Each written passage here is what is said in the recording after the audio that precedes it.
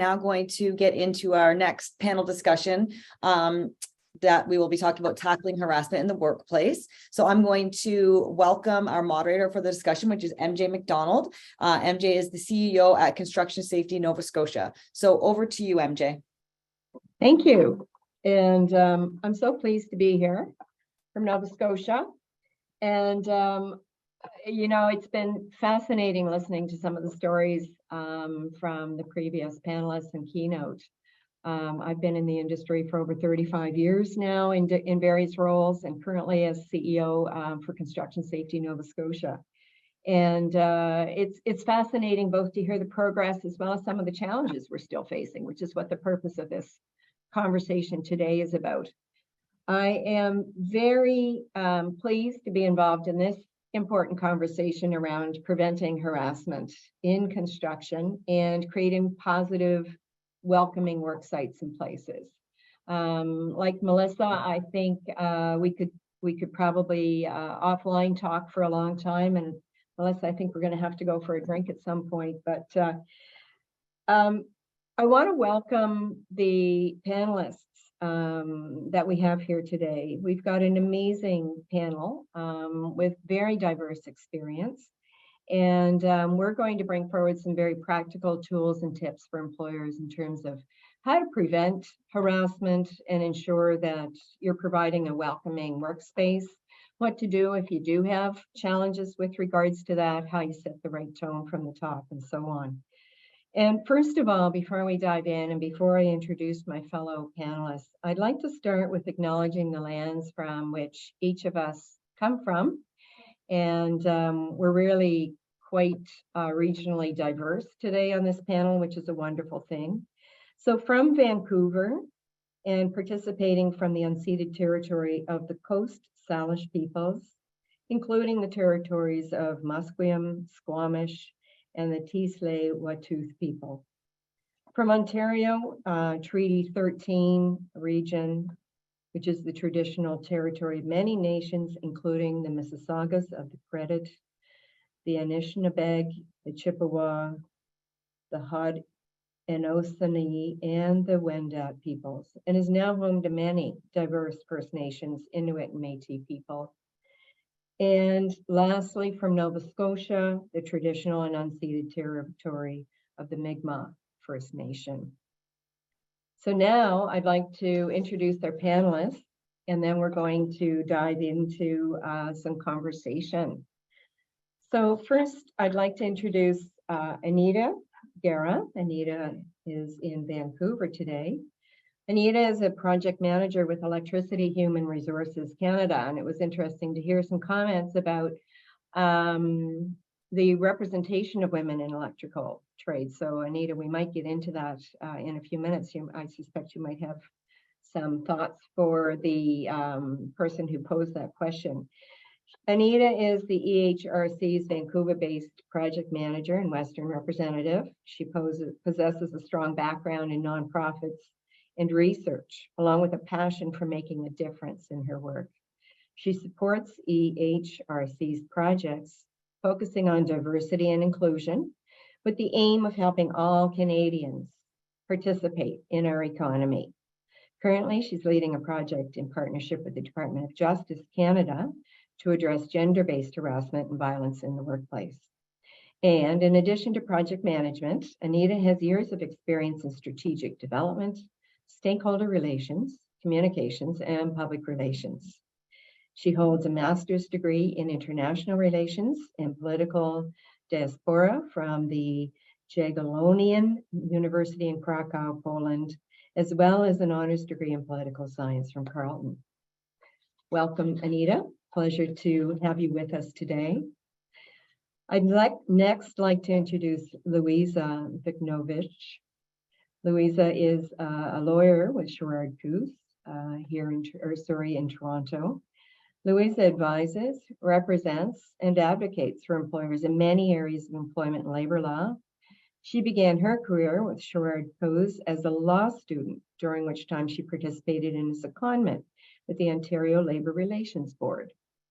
Among Louisa's many areas of focus are construction labor relations, employee relations, employee employment standards, grievance arbitration, human rights and accommodation, mediation and alternative dispute resolution, pay equity, and workplace investigations, all quite relevant for some of the conversation we're going to have today. She is a member of the Law Society of Ontario, Canadian Bar Association, and the Ontario Bar Association, and as well involved in constitutional, civil liberties, human rights, privacy and access, and workers' compensation. She is fluently bilingual in English and Russian. Welcome. And our third panelist is Erin Pollard. Erin is a project manager with Black & McDonald. And Erin, you and I have some things in common. I started my career as a very junior engineer way back in the 80s with Black & McDonald. And so it's wonderful to meet you virtually. Hopefully someday we'll be able to meet in person. Erin started her career in the skilled trades as an electrical apprentice back in 2005. And today she is a licensed electrician who serves as a project manager with Black & McDonald. And for those of you who might not be familiar, they are an integrated multi-trade service provider of over 5,000 employees across North America. She is a certified project management professional holding the PMP designation, and also holds a business administration diploma from Centennial College. Erin has been a mentor through the Canadian Association for Women in Construction and actively volunteers with Kiwanis. She's also been an integral part of starting up the Diversity, Equity, and Inclusion Committee at Black & Mac. And again, back in the 80s, we had a lot of conversation about women, attracting women into construction. And so it's great to see this formalized. Her favorite role is being a mother to her 2 young children. And we had lots of discussion earlier around the role and role models that we can play with our children. So without further ado, and given the diversity of this panel and our purpose, which is to provide some practical tools and tips for employers around creating welcoming workplaces, let's dive in. And I thought, Louisa, we could probably start with you, if that's okay. And in particular, a lot of conversations around harassment often may not be clear what we mean when we say harassment. And there are some very legal definitions that help sort of provide a framework for us. And, you know, as well, give us a bit of an outline, if you will, but what the state of law around this area is in Canada. So how do we define it, and what do you see in Canada sort of as defining the state of law right now in the construction sector in Canada? Absolutely. Thank you, MJ. I think this is a great starting point for the discussion. Just as a kind of general legal definition, harassment is defined as engaging in a course of comment or conduct that is vexatious and that is known or ought reasonably to be known to be unwelcome. So that's kind of the starting point when we look at harassment generally. The key piece when it comes to sexual harassment is that usually protected grounds, namely sex, sexual orientation, gender identity, or gender expression, become a factor or a motivating factor for that course of conduct. Legally, it's also important to note that even though it's defined as a course of conduct, there are plenty of cases that say, you know, even one single egregious incident can on its own amount to harassment as well, including sexual harassment. And when it comes to the state of the law generally, and certainly, you know, in Ontario, our appellate court has very clearly stated, you know, when it comes to sexual harassment in the workplace, there's just no place for it. This is not, we're in 2023, right? This is not the time. There should be a zero tolerance approach, which I think reflects a lot of the comments that we heard earlier today from our discussions. So put simply, you know, there's a really harsh stance when it comes to dealing with these matters in litigation, and certainly some harsh penalties when it comes to when that is established, what employers are required to do to remedy it. And we can chat about that a bit later. Thank you so much. And I think, you know, based on the conversations that we've already heard today, you know, that this is an area around which sometimes people might not appreciate that what they're saying or understand the impact, and really being clear around that is important, and it's clear for employers. So the takeaway for employers, I think, from that message is understand, first of all, what harassment truly is and what your role is and what your responsibility is in providing a workplace that indeed is free from harassment, including, and most importantly, sexual harassment, if you will. So I'd like to invite Anita and Erin into this conversation from that practical side. Erin, you've been on sites as an electrician. You're working with a very progressive company. Anita, you're involved with the human sector or the human resources side of this. What are you seeing happening on work sites? Is indeed harassment the issue that it used to be, say, 30, 40 years ago when I started, which it was huge? What improvements are being made, and what is it we can continue to do based on what you're seeing from your perspectives? Maybe, Erin, we can start with you and sort of what's happening on sites. Yeah, so I think things have definitely changed. There's still, and this was commented, I think it was Jessica earlier commented, it's like you're the token girl, how they see you as you walk in, expectation, oh man, what is she going to be able to do? So it's not always so in your face, and I don't think they necessarily do it to you directly. Can be in the form of microaggressions. I haven't had like huge experiences where I've had to totally deal with it other than that token girl, and still thinking, what is she capable of? So again, like it's not so in your face, but I think employers have addressed some of it. They do have their anti-harassment policies in place. They need to be repeated over and over because it's still a culture that's slowly changing. But there's still that old boys club and not making necessarily room for women to progress that way. Interesting.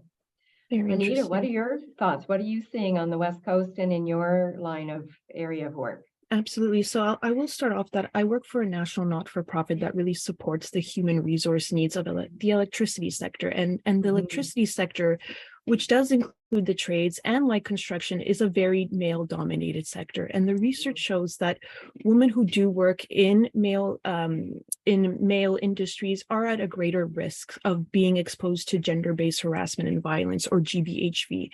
And the number shows that it's approximately 1 in 5 women get harassed monthly in the last 5 years. That's from the personal research that we've done, compared to the only 1 male.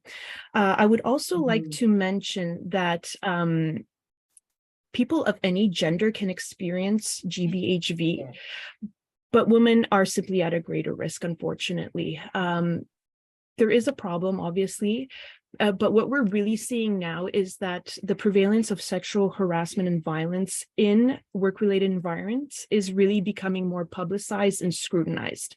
And as a result, workplaces face increasing pressure to implement effective policies and procedures to really create the appropriate workplace climate. We've seen many specific examples of harassment from our research, from our national focus consultations, and even from the conversations today that Natasha experienced. The focus group consultations that we've done were really to gain perspective to develop, to really inform the development of the tools and resources that are coming out of the project that I'm leading. But the consultation participants really disclosed various sobering experiences that really illustrated the numerous manifestations of sexual harassment in the workplace. And I have a couple of examples here that I written down. Being spoken to in a manner that made one feel uncomfortable at work, inappropriate behavior at conferences and company-led events, called by inappropriate nicknames, unwanted advances, forced physical contact, having to physically fight one's way out of potential violent situations.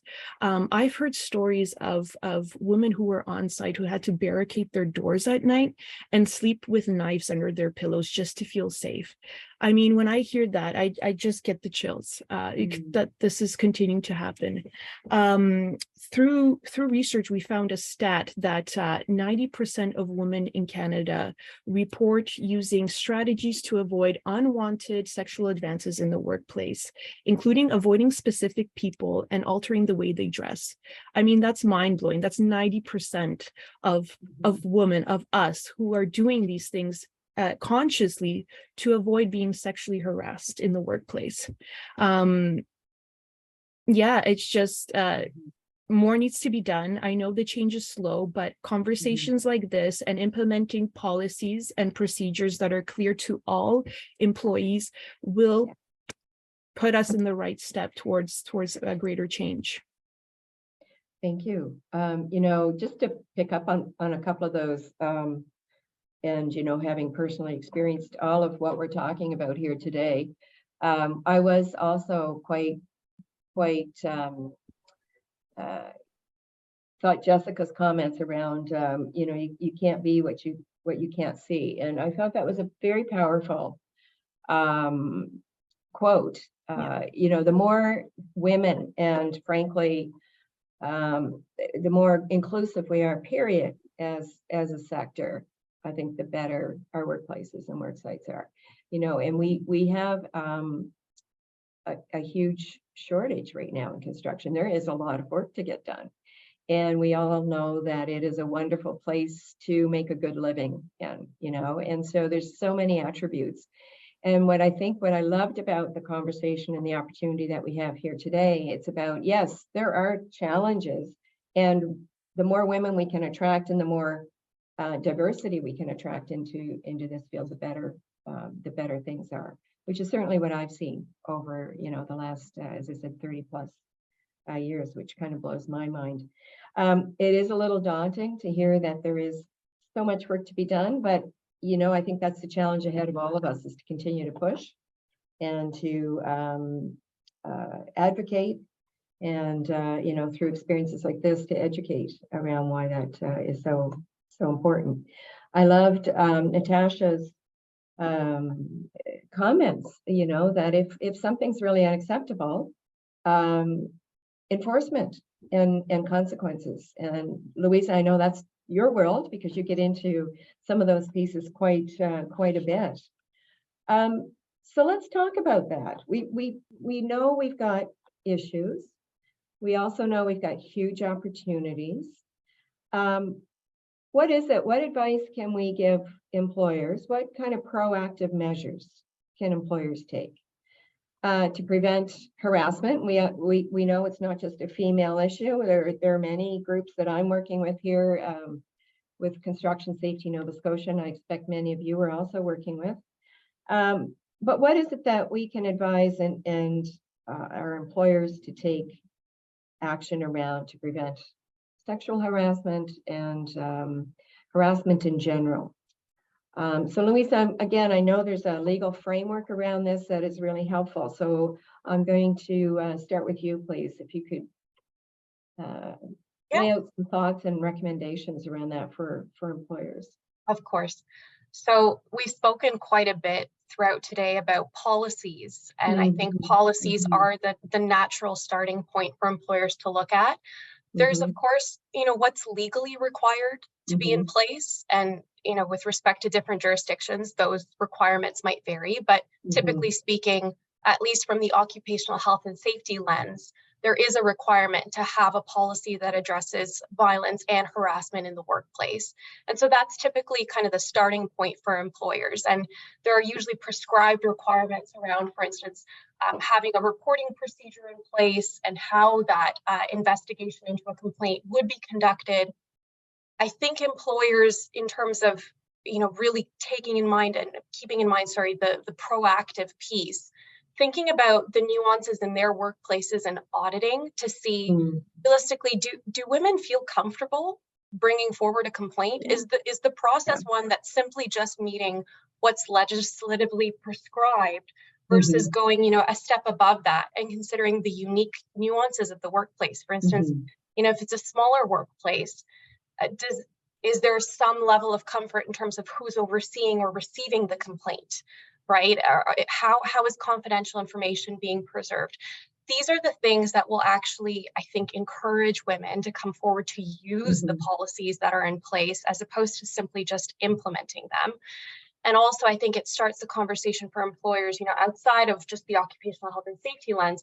What are other policies, such as, anti-discrimination policies, that might not necessarily be required in every jurisdiction, but could be implemented to also account for, other aspects in which those kinds of complaints can come up.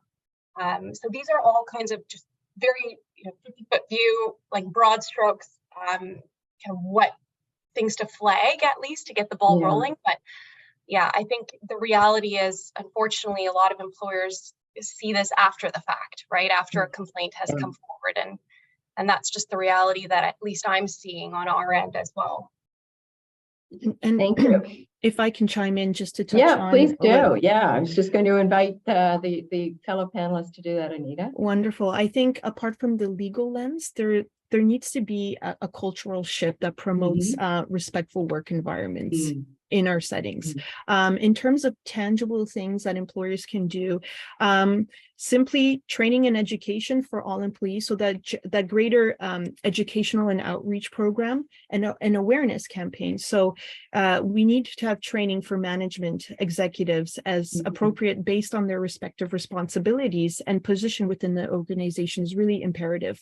But employees also need to know information about the law, the organization's commitment for policies for a GBHV free workplace, and how incidents of GBHV will be addressed. There's also, I think, a real thing that we're seeing now is that training piece. So offer that specialized training that just goes beyond the standard policy and procedure document or binder that you get when you initially start working somewhere. Those are great, but I really think that cultural shift that really promotes respectful work environments is imperative, and it does need to start at the top. And this is what we've been hearing from other panelists as well. Thank you. Yeah, Erin, your thoughts? Yeah, it sort of speaks to what I've been trying to start with a group of other women here is get a diversity, equity, and inclusion committee going to give that sense of belonging and that sense of because you belong, you're able to bring up these issues in a safe environment that they'll be heard, and also that we are not perfect. We all need to learn things. We all do things that are not accepted by everybody else. We all do, we need training. I think Beth mentioned this in the previous session, was the unconscious bias. We do this and we don't even know we're doing it because we've been in a certain environment. We've been exposed to, we've been raised this way, educated this way. These are the people we hang out with. So what we perceive as acceptable in the groups that we are in are not acceptable in all groups. So we need to train upper man. It needs to start, like Anita said, right at the top and come down to have this cultural shift throughout the organization. Because if we don't feel like we have that support from above, we're not being accepted. Absolutely. So I have a question, and Erin, you're actively with a construction company right now as an electrician project manager. Are there many women represented in the construction company you're with, and is harassment an issue, or what do you see, or what are your friends seeing, for instance, in different areas, if you're able to share that?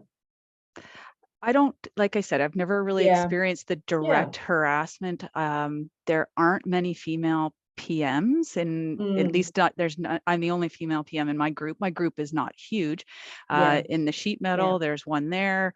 There are a lot of females in my building because I'm going to be a little biased here. Women make the world go round. But it's great to hear, though. This is progress, right? That does make it easier. I want to do what Iceland did, and we all go on strike. But it is increasing, and we are being promoted. I feel like I do belong here. That I don't feel like I'm excluded from anything, Mhm. but at the same time, there is, I think, microaggressions, and even I'm not aware they're happening. But if I probably said them to somebody else, they'd be like, "What?" Mhm. Because I've been raised in construction. This has been happening since, like, and I got in late. I wasn't in construction my whole life, but when I was 30, I joined it, and Mhm. this is construction, right? What do I expect? And even people that I've worked with in the past, they're like, "Well, I don't know why you take offense to that. It's a Mhm. joke." And I'm like, Mhm. "Yeah, but you're saying that women are doing this because they're women. No, we're doing this because we're human beings, Yeah. and we're taking offense to it. So how do you think that that's okay?" And this was a senior Mm. person to me. So, Yeah. and Yeah. well, this is the way it is. This is construction, and that's the cultural shift that we're still waiting to happen. But it Right. is coming. The next generation. I was talking to or messaging with a friend today that I did work with, and he was actually worked for me, Mm. and it was great to hear his thoughts. Like, and I've said this in publication, is that we will be truly accepted once we don't need these groups anymore. We won't need Yes. women in construction Yes. because we don't Yeah. need to be represented. We'll be accepted. But Yeah. it's happening, but there's a long road ahead. Yeah. And we Um, talked, as we were preparing for this, we talked about some of the statistics as an example. And, Anita and I were batting around, it's 12, 13% Yeah. female representation in the construction sector. I think, Anita, is what we were saying, which is, it's a really small number considering the demands and frankly, the benefits. There are really good jobs around the world in the construction sector, and encouraging women to see that, but also creating those welcoming work environments is so important. It goes hand in hand, which again is the purpose of our conversation here today. For employers, my sense is, the advice is, being mindful about that work culture. Joking is a particularly sensitive one for me. I've been involved as an only woman in dinners, as an example, or on one side of a table. And, this would be a few years ago now, where, the telling of some pretty disgusting jokes about women, and was seen as, what went on. So I think, from an employer perspective, creating those workplaces culturally is down to the day-to-day, even the types of jokes that we accept, and how we can pull someone aside and say, that really wasn't that cool. What are you thinking? Yeah. That probably made them very uncomfortable. It's hard to do that in certain settings. Let's be honest, right? Like that is really hard to do, which is of course why culture trumps strategy often. Yeah. That culture will live on. So Anita, did you want to comment on that culture and the joking and so on, and how we create different workplaces through that type of thing? I mean, absolutely, MJ. I mean, there's things even informally that we can do as individuals and employees. Simply, if you hear something, say something, be more than a bystander. Yeah. But employers can take little steps apart from the formal policies and procedures by creating almost an awareness and promotional campaign, like an outreach promotional campaign. So have posters around the workplace, use social media to convey certain messages, have sample infographics that you can use and pass around via your chats and various groups. And, pegging this as a health and safety issue, I think puts a greater emphasis as well on employers to be held accountable. But pressuring employees through, targeted huge documents, that's one way of going it. But having that shift and creating that overall awareness can be done in a more easier manner than just forcing certain policies and procedures. Have open conversations. I think what we're underestimating is really the importance of mentorship and creating that safe space where people can come and talk and be open, so that for example, one of the resources that's coming out of the project that we're working on is going to be a safe space mentoring tool. And there's going to be guides on how to do that in an appropriate manner that also helps a mentor when they are experienced and see that someone is a victim of sexual harassment and violence. What are the steps that they can do on an individual level, and vice versa for the mentee? If they experience sexual harassment, what are the steps they can do as an individual to report this? And they don't have to go through the employer. They can do through a third-party consultant, or even go to the law. So there's various steps of going about that. But the safe space mentoring, having discussions with like-minded individuals, excuse me, hearing it, for example, from other women who have experienced sexual harassment, can really foster a community of growth and an environment that's inclusive and open and not fearful to share and ultimately report incidents of GBHV. So do you find, I would suspect in this day and age, and I could be wrong, but I would suspect most companies would have a policy around this. It seems to me that the gap is, and I'm not sure about this, so I'm going to test this. So you guys, please feel free to react and respond to this. But is the gap more along the training? Is the gap what supervisors are tolerating on sites? Is the gap women are really reluctant to make waves and rock the boat? What do you see as some of the impediments? Because I'm guessing most would have a policy by now and understand that this is pretty basic stuff. Is that a fair statement, or is that ridiculous? Maybe I just quickly chime in that it depends on the size of the organization. There are some organizations, especially within the electricity industry, that don't have certain policies and procedures in place. But we can help them support and initiate a comprehensive response to gender-based harassment and violence. So I would like to say yes, MJ. Most organizations do have policies and procedures in place, especially if the law is concerned, and Louisa can touch on that. But we have to be mindful there's various sizes of organizations that simply may not have something like this in place. That's a great point. So size and your capacity basically to have that HR perspective. So Louisa and Aaron, what are your thoughts on this? Why is this still happening if we're so progressive? From my perspective, and partially anecdotally, I think the gap might be on the enforcement side of things. So I do agree with you that the majority of employers are finding out that they do need to have these policies in place. Where it's falling apart is perhaps, to your point, MJ, maybe in the training. And specifically also in the transparency. So sometimes, owners of companies don't always get to see what their folks on the ground are doing day to day, right? What supervisors may or may not be saying. And I think another piece that deals specifically and ties in with the construction industry is still that culture.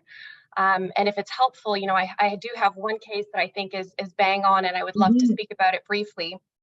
This was a case that came out of Alberta, and it's fairly recent.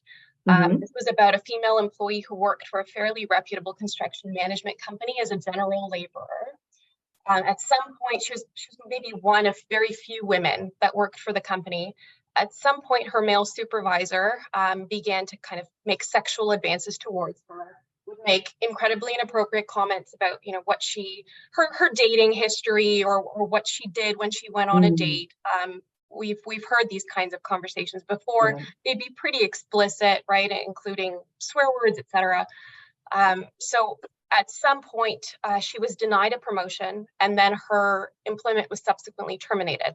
So unsurprisingly, she filed a complaint with the Alberta Human Rights Commission, alleging that she'd been harassed and that she'd been denied her promotion, and that her termination was as a result of the sexual harassment. The commission did find that she was harassed, awarded her $20,000 in general damages. And that was both in respect of the finding of harassment and also, importantly, to highlight the employer's failure to take steps to investigate and to address the sexual harassment when it became aware of it. And I think that's the piece where it fell apart, right? Because even if there is that policy in place, where is the threshold when, you know, an employer becomes aware and ought to take actions towards that? So I think that this case is really great at highlighting that. And importantly as well, a couple of other interesting takeaways.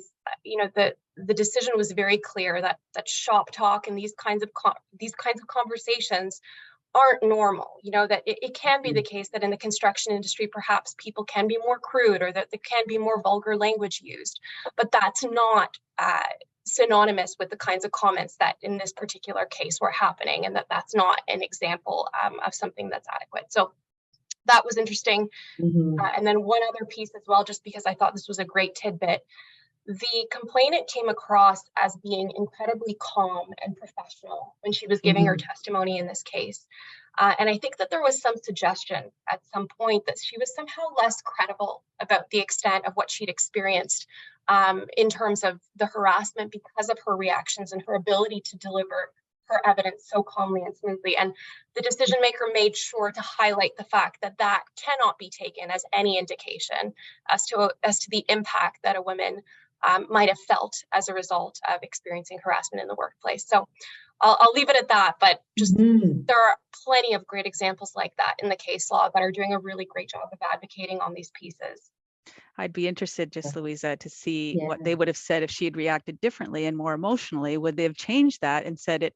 Then how could we do that? Because she was so emotional. Like it just feels like it could have gone both ways with either one. So, but that was a very interesting case. So, MJ, to what you were saying in terms of being accepted and listening to those and just comments of others and just saying it because you don't want to make waves, you want to be accepted, you want to belong. And coming from working in the trades, it's you want to be seen. And probably I did this because I wanted to be accepted as one of the boys. You're going to do stuff that you may not do. And it was commented by Rebecca as well, like you probably changed who you were and you weren't being your authentic self because that's what you thought you had to do to be in the trades, into the construction. I did in one of my previous employers, I did bring something to their attention as to I had come up with there was a problem with an install and I said, well, we can't do it this way, it doesn't work, blah blah blah. Maybe we can do it this way. Well, that organization didn't listen to me, basically was getting a bit confrontational. Then my coworker, he said the same thing and they accepted it. So it's constant being overlooked or not wanting to be looked at because you're a different gender. I've also experienced where one of my site supers was aware of comments that were being made by an owner when I was not around in terms of my capabilities, and did not come to my defense, did not bring it up to the client who was a big client, and the waves that might have come down, he did not want to make. So, and he could have been an advocate and taken up a gauntlet and chose not to. And then there was also a trans gender person on site, and the comments again that the owner made, which I couldn't comment on because I wasn't witness to, and had I known of them and they were not brought to my attention by the person, and I don't know if they were aware, but again, not brought to because of fear of loss of business. And that was the driving force between all these things, was in terms of the one for me when I brought it to my employers. Well, these people bring us a lot of business, so we can't do that. So I'm not worth it, is what we often get the takeaway. And being female is, and it's a hard thing to swallow all the time, is not giving it that feeling. So those are just some of my little tidbits. I think Yeah. also, sorry, MJ, I'll just Yeah, go ahead. few words. Apart from the barriers to reporting, there's also gaps in the sheer supporting of survivors once a report has been made, and connecting perpetrators to intervention programs. You know, we see a lot of microaggressions, and educating individuals. You don't have to necessarily involve the law, but having those conversations and the supports that employers can give to survivors is really will be more encouraging, and to unfortunately, if there is other cases of GBHV, more people will come out. They need to feel supported all through this horrific journey. And it needs to be clearly stated how the employers will do that. So if employees see that, they will be more inclined to report incidences and hopefully educate the people who are doing these. And obviously the incidents range from something very minor to something really severe, and appropriate action will be taken based on that. But I really think the educational and outreach and general awareness can really change, and having those open conversations and being in safe spaces really will help this issue that we're all facing. I think one of the one of the things in terms of how do we make this better, and what are the pieces that we can continue to drive and have these conversations that are so important. And someone had touched upon the role that leadership plays in setting the right tone. And, you know, we talked about enforcement and investigation and frankly, being authentic around setting a culture which is inclusive and diverse. What is it that we can say to employers around this? Because frankly, we have a workforce right now where we're short and we need every good person we can. So there's an opportunity to be inclusive as a competitive advantage to your business. You're going to attract good talent, good dedicated talent to your business by having an inclusive and welcoming and high functioning workplace. So what advice or what examples have you had? Because I know through my personal career, I've been very fortunate. When I started at Black & McDonald, such a progressive company. I had no idea, because I was so naive at the time in the 80s, that just how progressive they were.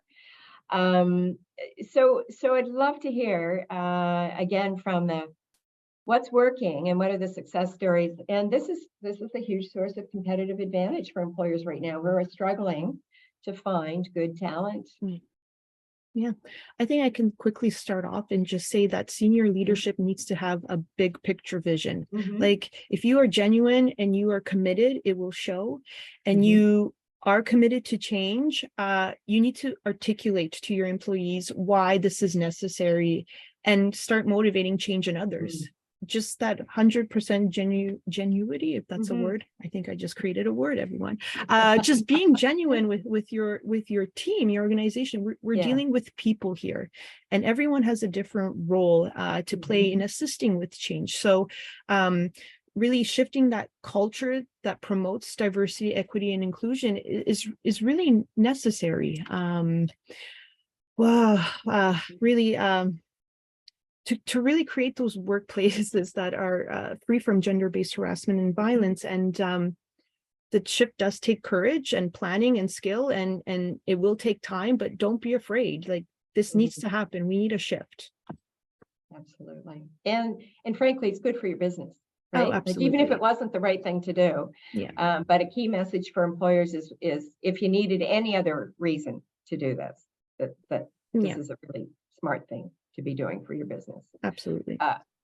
Louisa or Aaron, any thoughts and messages for how do we get the C-suite and senior leaders perhaps more engaged around this, or are they well engaged? And I think it's a training thing. Yeah. Like, we all need more training. We can all use more information. Right. Bias training is huge. We organized one on a trial basis through the Electrical Contractors Association, Mhm. and they provided one which was great. It was called Power Surge, and again, just made us realize, like, it's just little things that upset Mm. people, but it's also little Mhm. things that we can change that make it a better place for everybody. Mm. So it's a lot. There's a lot that has to be done in terms of training, because once management does it, they have to make sure it goes all the way down.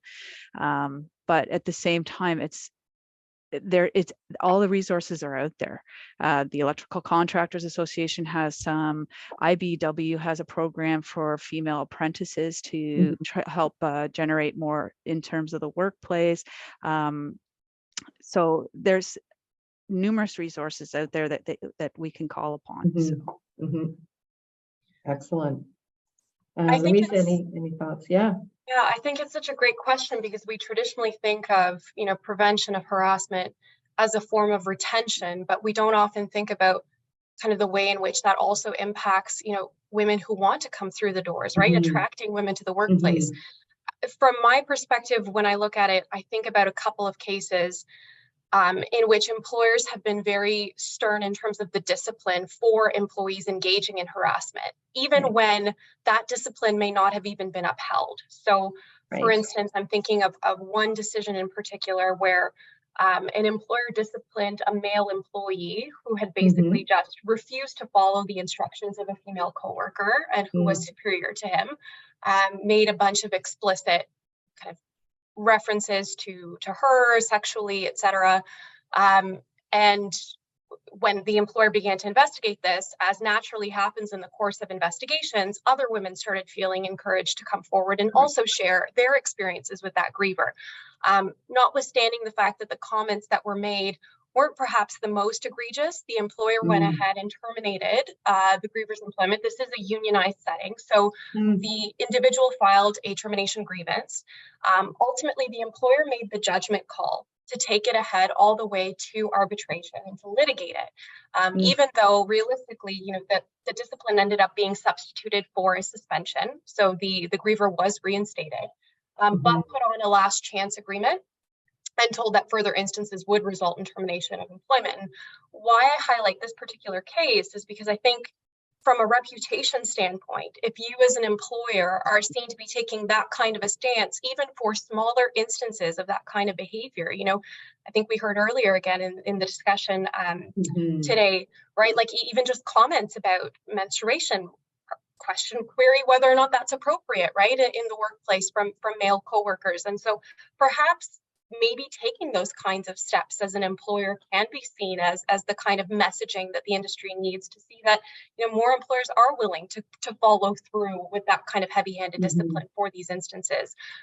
So that's a great example. And then one other case that I can think of as well, affecting a construction employer, came up in a setting that was all male. There were no females in the workplace.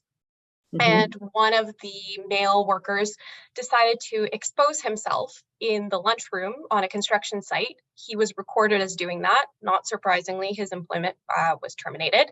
Also a unionized employer, so he filed a grievance. And the arbitrator took it as, again, so I guess it touches on what we spoke about earlier. So he kind of used as an excuse, look, it's a construction site. We're used to joking around like this. We're used to behaving this way. By all accounts, had a female been there, that could have been conduct that would amount to sexual harassment. But notwithstanding the fact that it technically wasn't, because there wasn't a female who had made the complaint or raised it, the arbitrator was still clear that this kind of conduct had no place in the workplace, right? And even though it was from that context of perhaps occupational health and safety, I still think cases like this are great. They send the message that, hey, this is an employer who takes seriously this kind of conduct and wouldn't welcome it even in the absence of females in the workplace. Yeah. So that from my perspective is a great example of kind of representation and advocacy from employers. Yeah. Those are powerful examples. And as we said, this is not purely a female issue. We're talking about it from that perspective today, but there are many, many aspects. And I'm mindful of our time. We are at 3:09, so I think I've got 6 minutes here. So I do see some questions and comments. So let's just have a quick peek at those before we say goodbye and sign off. Oh, interesting. So productivity, men are seen to be more efficient at work. So if there's a choice, sometimes the decision is on criteria that don't match safety at work. So, again, perceptions around that. Let me see, what else have we got here? Do we have, can handle sexual harassment. Okay, so this one has to do with if you've got a client, and so this individual's in sales. And I think I know the answer, but around policy would apply to clientele as well. Louisa, is that fair? So I think the question is how a saleswoman in construction would handle sexual harassment situation with a customer. That's correct. The short answer is that every employee has the right to have a workplace that's free from harassment and discrimination. And so as an employer, if you become aware that an employee is experiencing that kind of harassment or that kind of inappropriate conduct, I appreciate it's much harder, right? When it's two coworkers, it's easier to separate them or to discipline or to address. In this case, when you're dealing with a customer, you can't necessarily discipline the customer. So from that perspective, we usually see employers being more creative with respect to, perhaps not having that particular individual service that customer, right? Seeing if there's another individual who can assist. And a lot of this is very kind of fact specific and nuanced and very much depends on the workplace. But the short answer is yes, absolutely. There is an obligation to protect that employee from that kind of conduct. That is such a hard one. And often I think women don't come forward for fear that, that the customer's relationship will be more important for perhaps than creating a respectful workplace. And sometimes that might be true. And sometimes, again, finding creative solutions. If there are others who have more influence on that customer, they have a relationship, they can be brought to bear to educate that particular individual if about the inappropriateness, and building some backdoor influence and pressure on that individual, and as you said, transferring it sometimes. And ultimately, hopefully you're in a workplace that will back you up no matter what, which is, what I've had to say to some of my female trainers when they're getting grief from a student in the classroom. I have zero tolerance for disrespect, and that's well known. And I said, if anyone is giving you any grief, I want you to know 100% you can come down the hallway and I'll go. And if we have to call 911 to have somebody escorted out, I'm happy to do that. So there's a really clear message sent, and I think that the women that work here appreciate that, and that's probably not the case yet everywhere. That's something I think we're all building. So there's another comment here on physical assault and legal representation. Some of these are you do need legal advice, and you need, frankly, sometimes if you're in that situation of an assault, of having the police involved, right? That some of these situations do get to that degree. They've got many, many layers to them. Yes, and as someone said, not lowering up through their HR perspective. Absolutely, we all have some of those.